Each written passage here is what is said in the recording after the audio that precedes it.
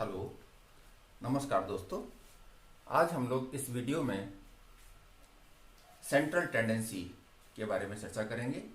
Central tendency पर यह प्रथम वीडियो है और इसमें हम सेंट्रल टेंडेंसी की कुछ बातों के संदर्भ में और उसके प्रथम टूल यानी मीन के संदर्भ में विशेष चर्चा करेंगे।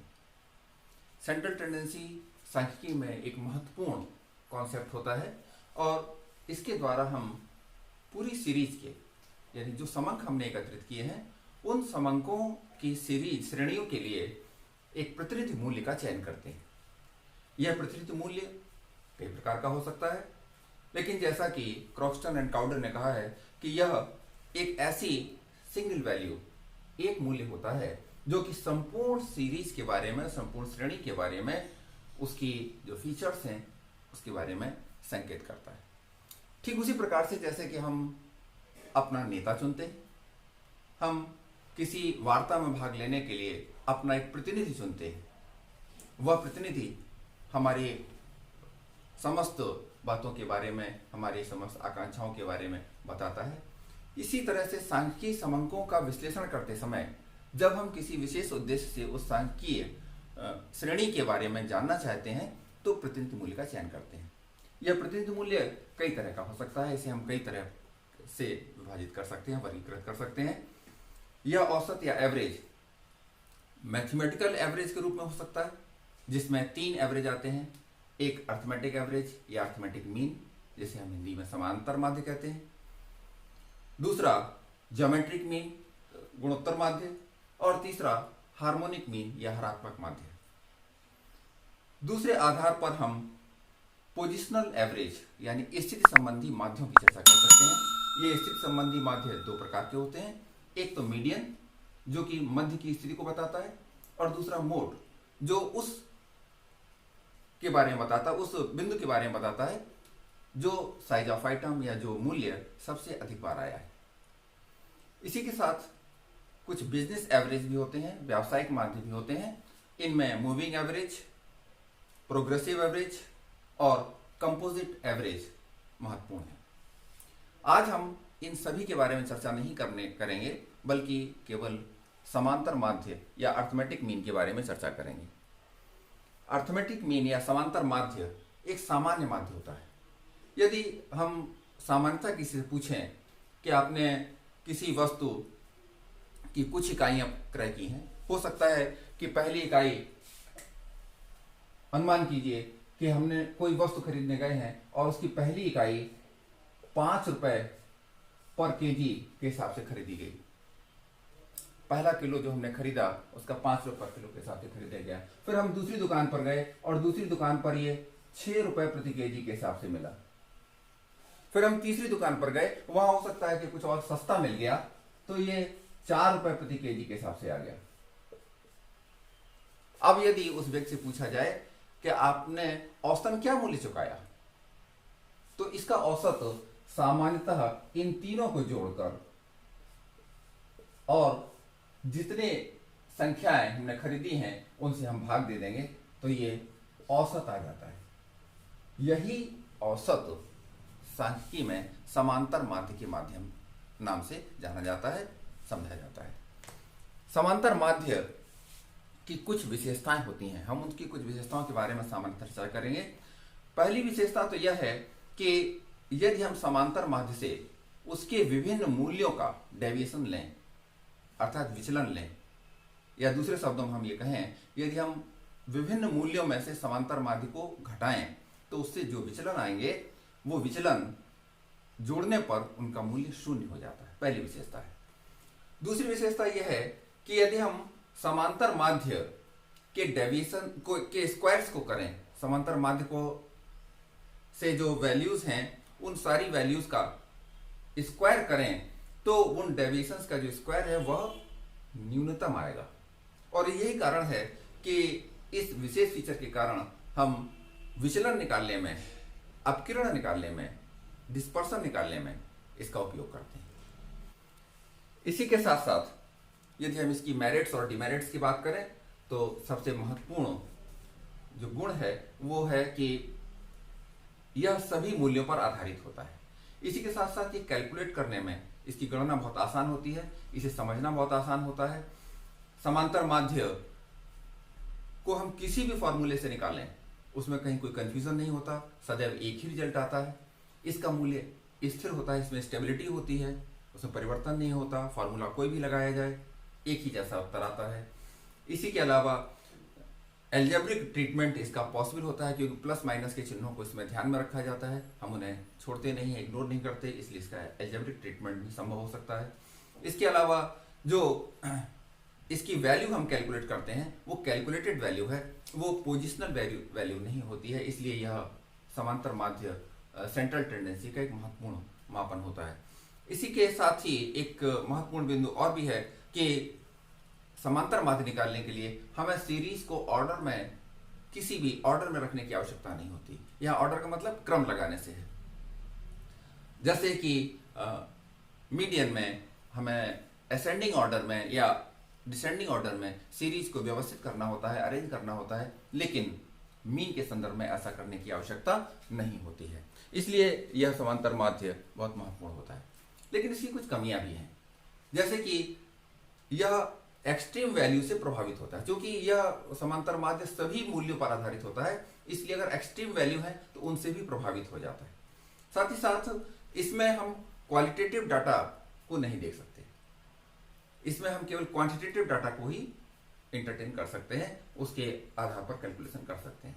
साथ ही साथ एक महत्वपूर्ण बात यह है कि ये ग्राफ के द्वारा ज्ञात नहीं किया जा सकता, क्योंकि ये फॉर्मूले पर आधारित है, ये गणितीय माध्य है, इसलिए हम इसे ग्राफ के द्वारा निकाल नहीं सकते, जैसा कि मीडियन या मोड के केस में किया जाता है।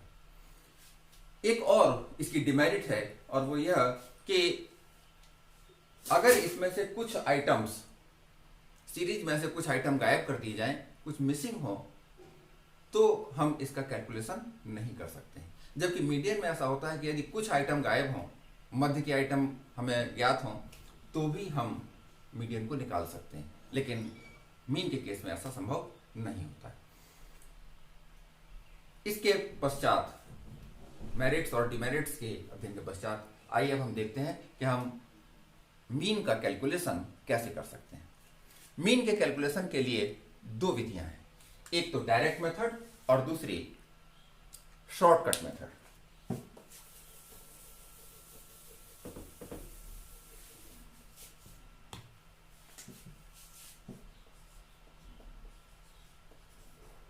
डायरेक्ट मेथड और दूसरी इनडायरेक्ट मेथड।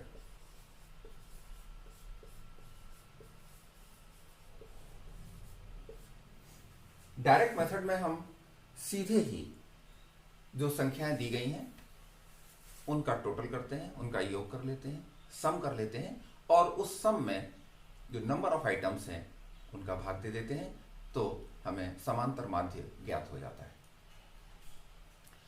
जैसे कि हमें कुछ संख्याएं मालूम हो,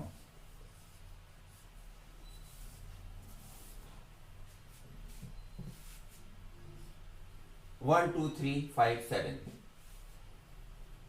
अब ये संख्याएं अगर हमें मालूम है और हमें इसका मीन निकालना हो, तो हम सिंपली इसका टोटल कर सकते हैं।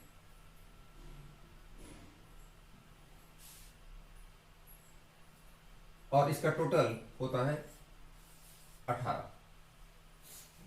ठीक है ना। और हमारे पास संख्याएं हैं 5, तो हम इसका टोटल जो 18 आया है, इसके आधार पर मीन का संकेत बार x कहलाता है। कभी कभी इसे हम a से भी शो करते हैं, a स्मॉल a, यह भी मीन का एक संकेत है, लेकिन सामान्यतः हम लोग यहाँ पर बार x का उपयोग करेंगे, जो कि बहुत ऐसे प्रयोग होता है। तो bar x is equal to sigma x upon n। ये जो सिंबल है, संकेत है, यह संख्याओं के योग को प्रदर्शित करता है, यानी जो x हैं उनका योग सिग्मा है। या हम इसे यूं भी लिख सकते हैं, x1 plus x2 etcetera upon n। यानी जो भी संख्या दी गई है उनका योग कर लें और उसमें n से भाग दे दें। यहां पर यदि हम देखें तो ये बराबर हुआ 18 डिवाइडेड बाई 5,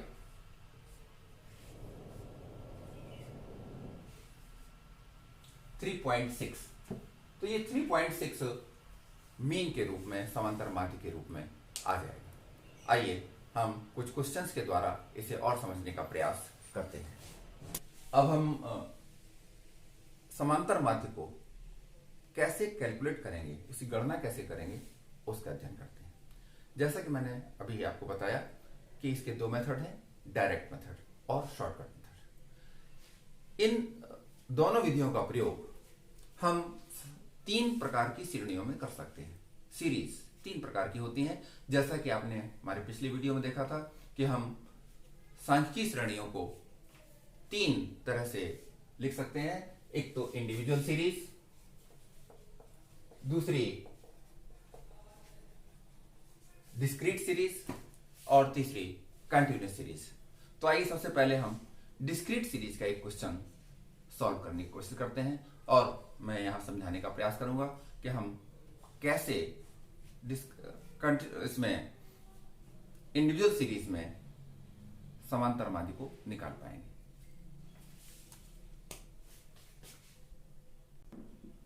उदाहरण के लिए हम एक क्वेश्चन यहां पर सॉल्व कर रहे हैं। मान लीजिए कि नंबर ऑफ स्टूडेंट्स दिए गए हैं, नंबर ऑफ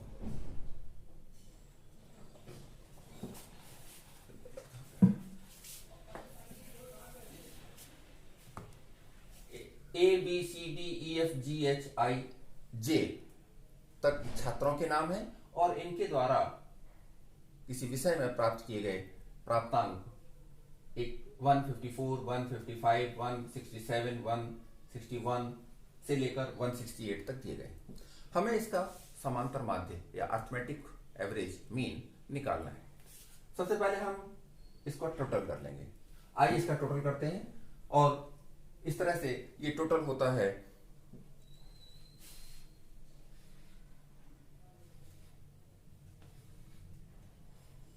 1630। यदि हम नंबर ऑफ स्टूडेंट्स देखें तो 1 2 3 4 5 6 7 8 9 10, यानी नंबर ऑफ आइटम्स हैं यहां पर 10। अब हम साधारण से जो फॉर्मूला अभी आपको बताया गया था उसे अप्लाई करते हैं। मीन इज इक्वल टू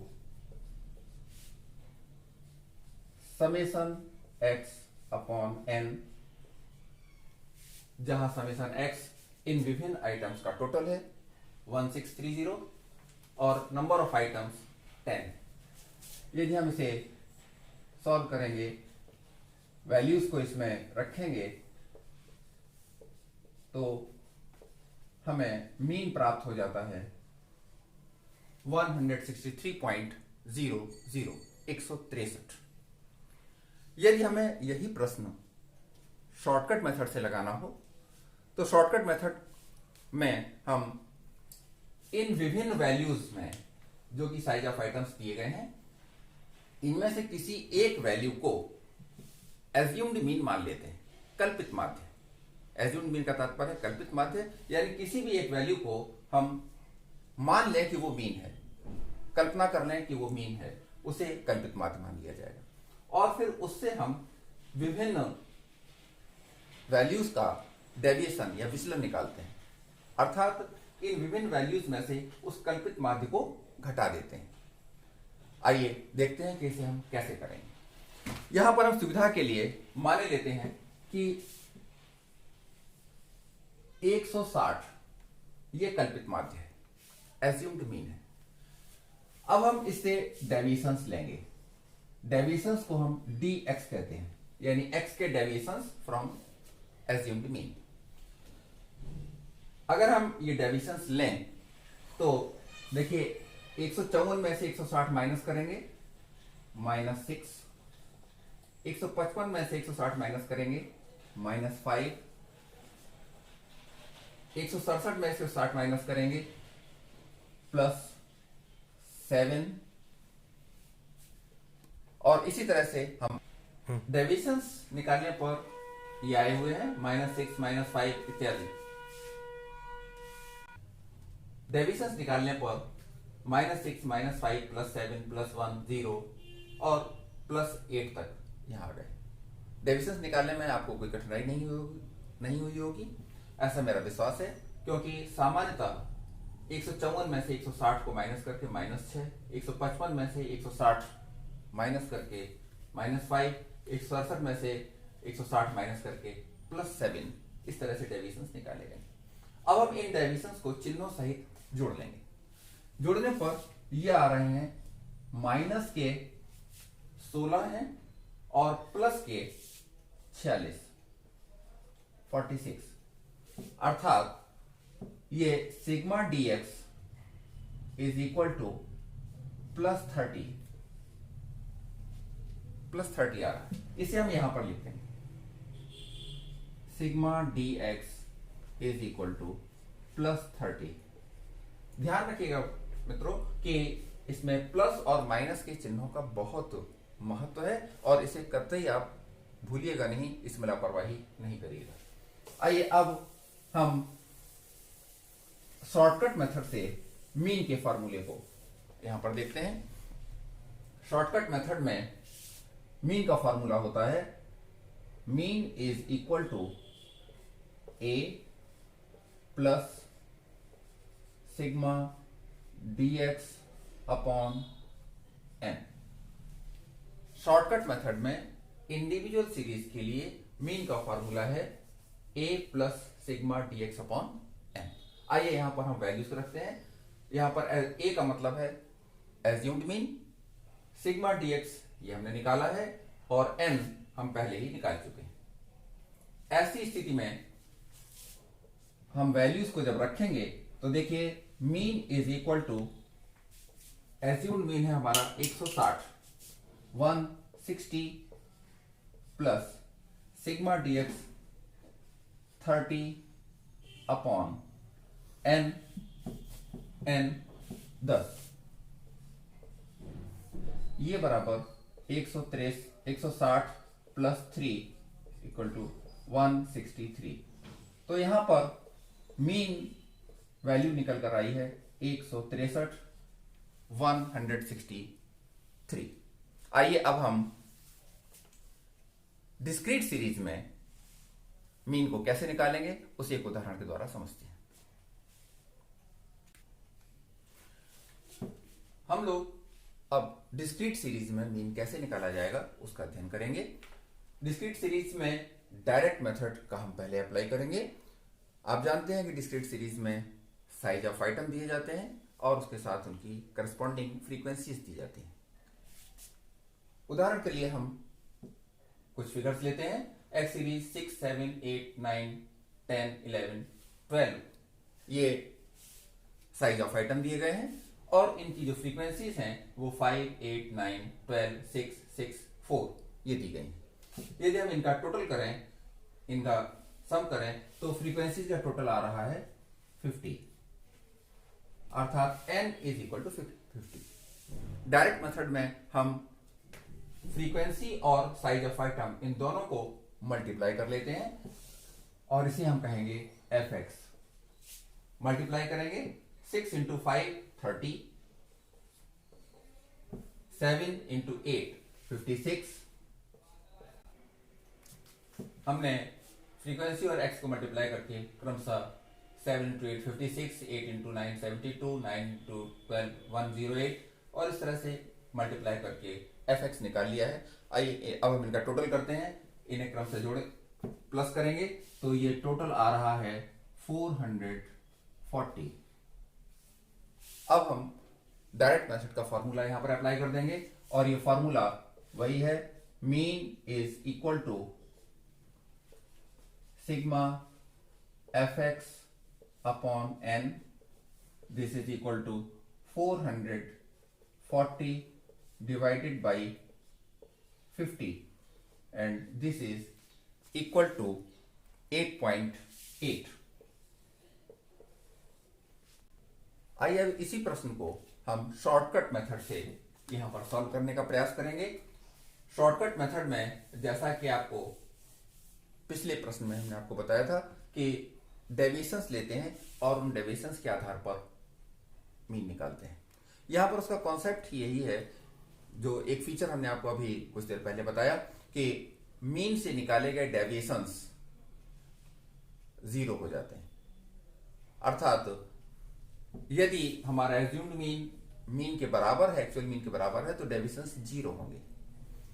यदि 0 नहीं है तो वो एडजस्टमेंट सही मीन तक हमें पहुंचा देगा। ऐसा करने के लिए हमें यहां पर इन फिगर्स में से किसी एक फिगर को एज्यूम्ड मीन मान लेना होगा। उदाहरण के लिए हमने 9 को एज्यूम्ड मीन माना और इससे हम विभिन्न डेविएशंस ले लेंगे। ये डेविएशंस -3, -2 और इसी तरह से हम डेविएशंस निकालते चले जाएंगे। ये डेविएशंस हमने निकाल लिए, -3, -2, -1, 0, +1, +2, +3। ध्यान दीजिएगा कि डेविएशंस एज्यूम्ड मीन 9 से हैं। अब हम FDX निकालेंगे। FDX का मतलब है फ्रीक्वेंसी मल्टीप्लाइड इन DX, यानी इन दोनों को गुणा करेंगे और इन दोनों का गुणा करने पर देखिए ये फिगर आ रही हैं -15, इसी तरह से 8 × -2, 9 × -1। हमने DX और फ्रीक्वेंसी को मल्टीप्लाई किया तो 5 × -3 -15, 8 × -2 -16 और इसी तरह से 4 × 3 12 आ गया। आइए अब इसका टोटल करते हैं जिससे हमें सिग्मा FDX मिल जाएगा। हम यहाँ पर देख रहे हैं कि ये जो टोटल आ रहा है वो 40 आ रहा है और प्लस की संख्याओं का टोटल करें तो +30 आ रहा है। अर्थात जो इफेक्टिव है वो है -10।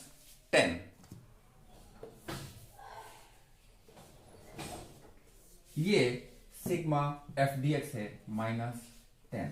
आइए अब फॉर्मूला अप्लाई करते हैं और यहां पर इसका जो फॉर्मूला है वो सिंपली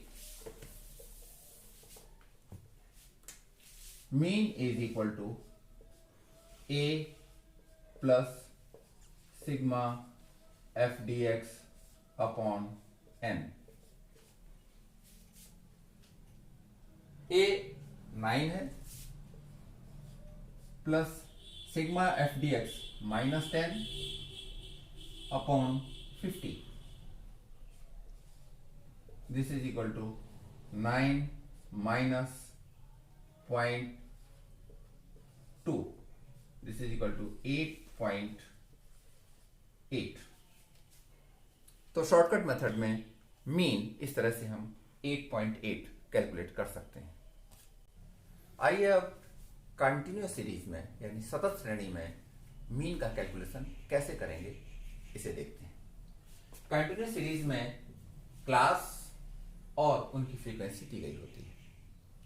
इसे भी हम दोनों तरीकों से निकाल सकते हैं मीन, यहां भी एक तो डायरेक्ट मेथड से और दूसरा शॉर्टकट मेथड से, लघु रीति से।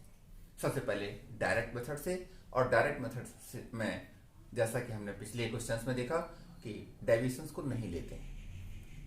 एक्स और फ्रीक्वेंसी इन दोनों को मल्टीप्लाई करके fx निकालते हैं। लेकिन यहां पर समस्या ये है कि x क्या लें, ये तो क्लास दिया गया है। यहां पर हम इन क्लासेस की मिड वैल्यू निकाल लेते हैं, मध्य मूल्य। मध्य मूल्य कैसे निकालते हैं इसे हम पिछले वीडियो में बता चुके हैं, जिसमें स्टैटिस्टिकल सीरीज के बारे में हमने विस्तार से बताया था। संक्षेप में यहां देख लेते हैं। मिड वैल्यू का मतलब होता है L1 प्लस L2 अपॉन 2। यदि हम पहले क्लास की मिड वैल्यू देखें तो ये 0 प्लस 5 अपॉन 2। 0 इस पहले क्लास की L1 है और 5 इस पहले क्लास की L2 है, तो इन दोनों को प्लस कर देंगे और 2 से डिवाइड कर देंगे तो मिड वैल्यू आ जाएगी 2.5। इसी तरह से दूसरे क्लास की mid value 5 plus 10 upon 2 is equal to 7.5। तो दूसरे क्लास की मिड वैल्यू 7 6.5 आएगी। इसी तरह से हम विभिन्न क्लासेस की मिड वैल्यू को निकाल लेंगे। विभिन्न वर्गों की मिड वैल्यूज यहां पर हमने निकाल ली हैं और अब ये फ्रीक्वेंसी है और ये मिड वैल्यू x हैं, इन्हें हम एक दूसरे से मल्टीप्लाई करके fx निकालेंगे। आइए fx कैसे निकालेंगे? 5 गुणे 2.5, इसी तरह से 10 इंटू 7.5, इसी तरह से हम विभिन्न संख्याओं का आपस में गुणा करेंगे। हमने फ्रीक्वेंसी और मिड वैल्यू को मल्टीप्लाई करके fx निकाल लिया। 5 इंटू 2.5 जैसे कि हमने निकाला 12.5, 10 इंटू 7.5 75, और इसी तरह से 175, 350 टोटल। फिर इनका टोटल किया, टोटल 1845 आया। इधर हमने फ्रीक्वेंसी का टोटल कर लिया और ये फ्रीक्वेंसी का टोटल 100 आया। इसे हमने फॉर्मूले में, जो कि डायरेक्ट मेथड का फॉर्मूला है, उसमें अप्लाई किया, वैल्यूज को वहां पर पुट किया। तो देखिए mean is equal to sigma fx या fdx अपॉन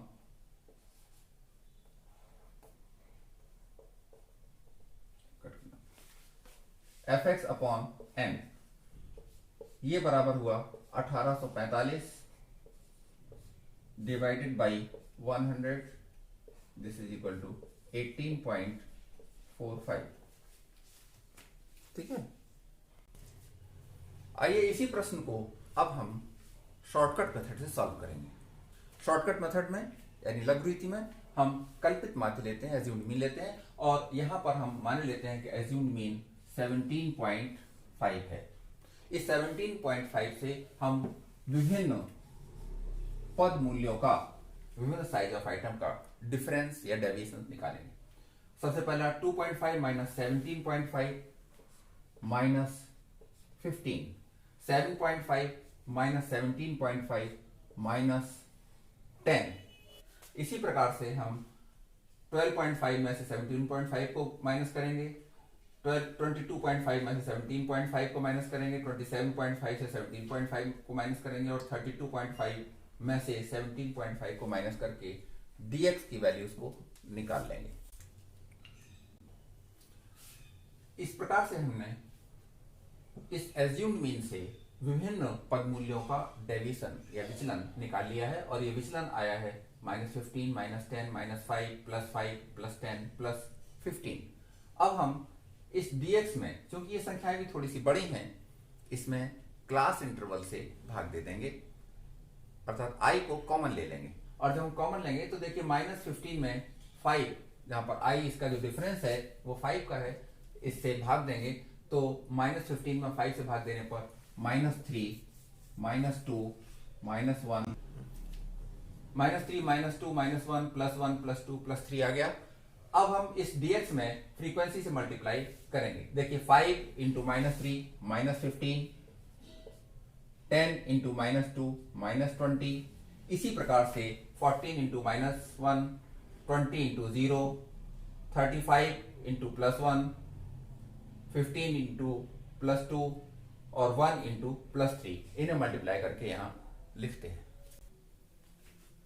इन्हें फ्रीक्वेंसी और dxi जो डेविएशन हमने लिए थे, स्टेप डेविएशन लिए थे, इन्हें मल्टीप्लाई किया तो -15, -20, -14, +35, +30, +3 आए।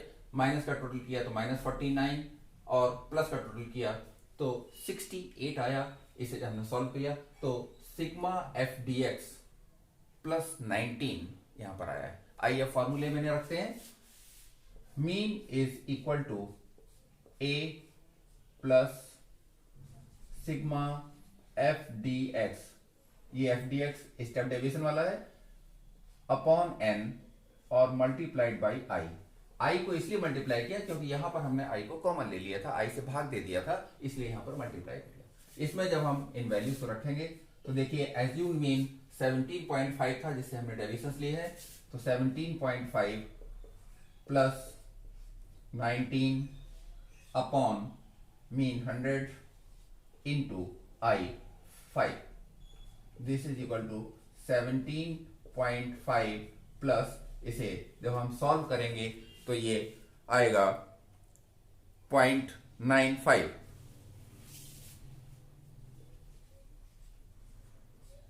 और ये हो जाएगा 18.45।